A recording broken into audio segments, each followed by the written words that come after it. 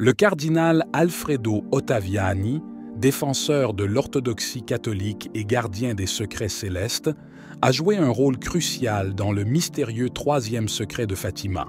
Aujourd'hui, nous allons révéler un fragment de vérité que le cardinal a gardé pendant des décennies. Que cachait réellement ce secret? Découvrons-le ensemble dans cette vidéo. Il est toujours intéressant de trouver des informations sur le message de Fatima provenant de sources très solides, incontestablement fiables. Aujourd'hui, nous parlons du cardinal Ottaviani, qui fut préfet de la Congrégation pour la doctrine de la foi dans les années 1950 et 1960. C'est le cardinal qui, pendant le Concile Vatican II, a tenté de défendre l'orthodoxie catholique sur diverses questions, mais a été réduit au silence par certains radicaux du Concile qui se sont moqués de lui après avoir éteint son micro. Le cardinal Ottaviani était un défenseur de l'orthodoxie catholique, c'était son travail.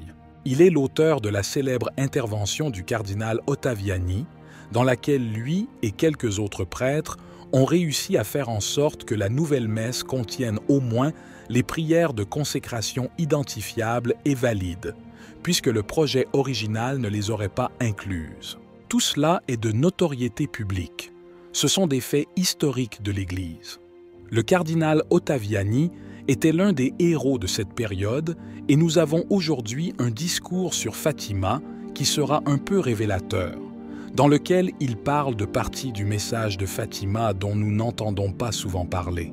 Passons maintenant au discours du cardinal Ottaviani à l'occasion du 50e anniversaire des apparitions de Fatima. Si le sujet est un secret, comment pourrais-je le révéler? Cependant, j'aborderai certaines questions concernant le secret de Fatima. La première fois que je suis arrivé à Fatima, c'était en 1955. En gravissant la colline qui m'emmènerait à la Cova da Iria, j'étais déjà édifié par la piété, par l'esprit de sacrifice et de prière dont faisaient preuve de nombreux enfants du peuple en gravissant la colline en portant de la nourriture et tout ce dont ils avaient besoin pour passer la nuit en commémoration de l'événement du 13 octobre 1917.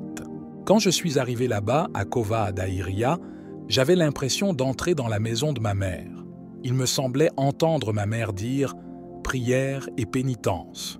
Tous ces braves gens, les milliers et les milliers de personnes qui passaient la nuit dehors en priant et en chantant, tandis que la lumière de milliers de bougies illuminait la grande place devant la basilique, m'ont vraiment donné l'impression qu'ils comprenaient bien l'esprit de la message de Fatima. La très sainte Vierge, posant son pied virginal sur la terre de Cova da Iria, qu'elle a ainsi sanctifiée, a confié 3 messages à la petite Lucie. L'un concernait les sentiments les plus intimes et les plus familiers de Lucia. La prédiction que son petit frère Francesco et sa petite sœur Giacinta s'envoleraient bientôt vers le ciel. La prophétie s'est réalisée peu de temps après. Dans la basilique construite à Cova da Iria, on peut voir, à droite et à gauche de l'autel principal, les tombeaux sous lesquels reposent les restes mortels de Giacinta et Francesco, attendant le jour glorieux de la résurrection, tandis que leurs âmes sont bénies au ciel.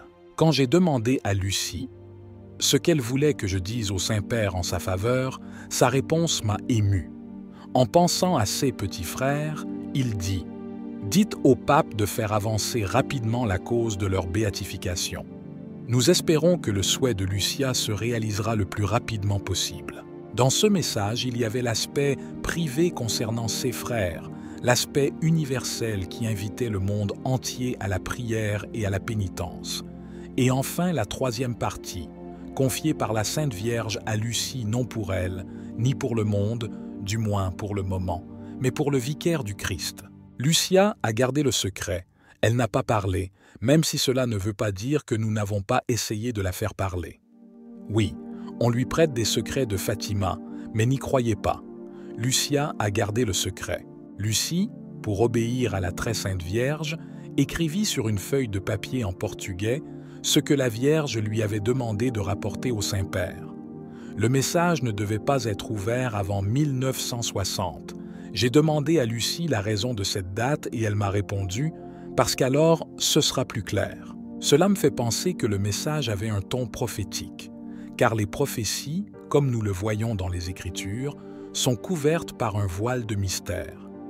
Elles ne sont généralement pas exprimées dans un langage clair et manifeste, compréhensible par le monde entier. Aujourd'hui encore, les exégètes interprètent les prophéties de l'Ancien Testament. En 1960, Lucia affirmait que le message paraîtrait plus clair. L'enveloppe contenant le secret de Fatima a été remise non ouverte à l'évêque de Leiria, et bien que Lucie ait dit qu'elle pouvait la lire, l'évêque n'a pas voulu le faire, respectant le secret par respect pour le Saint-Père. Il le remet au nonce apostolique, puis à Madiungger Sento, aujourd'hui cardinal, qui le transmettra fidèlement à la congrégation pour la doctrine de la foi.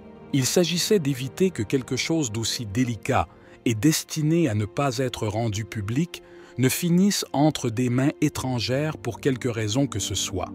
Le secret parvint ainsi à la congrégation, toujours fermée, et fut remis à Jean XXIII. Le pape ouvrit l'enveloppe et la lut. Bien que le texte ait été rédigé en portugais, le pape m'a dit qu'il le comprenait parfaitement. Lui-même a mis le secret dans une autre enveloppe, l'a scellé et l'a déposé dans une de ses archives qui sont comme un puits profond et noir au fond duquel les choses tombent et ne se voient plus. Il est donc difficile de dire où se trouve désormais le secret de Fatima. Mais ce qui est important, ce qui doit être communiqué au monde, est contenu dans le message public devenu universel, répandu dans le monde entier et accepté avec gratitude par le monde entier. Maintenant, une autre question est de savoir si le monde a mis en pratique le message selon les vœux de la Sainte Vierge, qui nous a exhortés à la prière et à la pénitence pour éviter les sanctions prévues dans le livre divin de la Providence pour un monde qui répond si mal. Au don de la grâce du Seigneur. Au don de la grâce. Il est vrai que la persécution existe toujours. Il existe encore des pays sous le joug des persécuteurs et des régions anéanties, jonchées de gibets, de croix et de prisons sanctifiées par de nombreux martyrs. Mais il faut espérer. Certains signes d'une nouvelle aube commencent à apparaître. Je suis peut-être optimiste, mais il me semble que la Sainte Vierge nous inspire la confiance. Si elle est descendue du ciel et a sanctifié de son pied virginal la terre de France et du Portugal, ainsi que bien d'autres terres où elle est apparue, elle l'a fait pour nous encourager. La Vierge est apparue pour nous dire que nous devrons peut-être souffrir, comme elle avait prédit les souffrances de la guerre dont nous étions tous témoins et victimes. Mais elle est aussi venue nous donner de l'espoir, car elle est une mère de confiance. Nous savons tous comment l'invoquer comme motif de notre espérance et de notre confiance. Parce qu'il nous donne l'espoir, nous prions pour qu'il obtienne pour nous ce que nous désirons, que le royaume du Christ vienne dans la paix du Christ.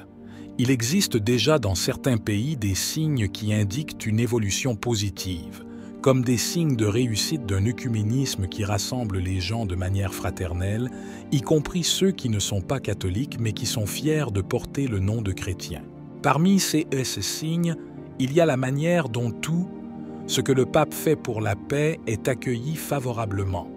Bien sûr, je maintiendrai la confidentialité nécessaire, mais on m'a dit que de nouvelles mesures avaient été prises ces derniers jours pour faciliter la résolution du conflit au Vietnam. Si donc nous recevons tant de signes qui nous permettent d'espérer qu'en ce 50e anniversaire des événements de Fatima, la Sainte Vierge manifestera d'une manière ou d'une autre sa bonté pour ses enfants, nous devons accueillir ce présage de la Vierge. Accélérons les choses avec nos prières. Écoutons ce que la Sainte Vierge nous dit de Fatima. Levez la tête car votre rédemption est proche, et que notre réponse soit un cri « Fiat, fiat », que cela se fasse. C'était le cardinal Ottaviani, préfet de la Congrégation pour la doctrine de la foi, qui nous rappelait quelle est la partie la plus importante du message de Fatima. Si nous voulons que le message de Fatima soit rendu public comme nous l'avons ordonné, nous devons d'abord faire notre part. Il faut observer la dévotion des 5 premiers samedis du mois. Pendant 4 samedis consécutifs, allez à la messe et je vous propose une messe traditionnelle. non pas parce que je suis partisan de la messe traditionnelle, mais parce que je n'ai jamais vu une messe ordinaire célébrée conformément aux souhaits de Notre-Dame de Fatima. Il convient de noter que le cardinal Ottaviani n'a pas remis en question ce que le pape Jean XXVI de 1960 avait fait en ne révélant pas le troisième secret. Il est intéressant de noter que cela s'est produit 2 ans avant l'intervention du cardinal Ottaviani. Faites-moi savoir ce que vous pensez dans les commentaires. Likez et abonnez-vous si ce n'est pas déjà fait, ça aide beaucoup. Si vous avez aimé la vidéo, commentez Amen. Que Dieu te bénisse.